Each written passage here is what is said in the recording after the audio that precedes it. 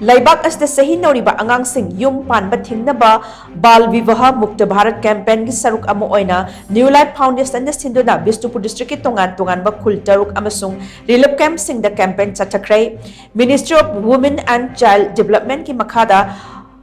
Haudokiba campaign na duki saruk amo oina New Life Foundation ne miyam ga loina angang oina yum pan ba thingnaba wasak lauki amadi candle lighting gi thorum su pangthoki campaign na duki matang da New Life Foundation Manipur gi PRO Sanasam Rebika na hai campaign na Bishnupur District Administration Social Welfare Department amadi tungan ba stakeholder kaya da saruk yari district asigi manung huchin na laiba khul taruk ki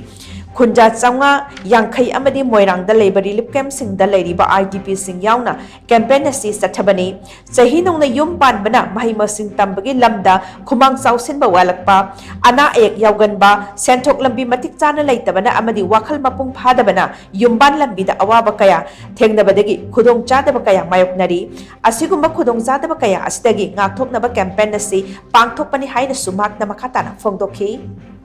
अखोना करीगिदमक्ता असुगुंबा relief camp अमदी अखोगी खितंग मनुंग हंजनना लैबा villages सिंदा अखोना करीगिदमक्ता फोकस पीबनो हाई हाइजबा तारगदी हौजिक से अखोगी करेंट सिचुएशन की मतुंगिना अखोगी मणिपुर सिदा तसेंगना child marriage case child development case है दुके मतिक हिंगलकपा केस से हिंगलकप सि करी मरंगिनो हारगदी अखोगी मी सिंसिदा अवेयर ओइदबा चाइल्ड मैरिज करीनो मसिना पीरिबा मागी provision child marriage prohibition act 2006 ना पीरिबा मागी की प्रोविजन हारिबा मयाम से खंगदबना मरम ओइरे हारकांदा सुगुंबा इंसिडेंट से यामना हिंगलकपना मरम अखोना रिलीफ कैम्प लैरिबा मीसिंग अमदी ngasai khunggang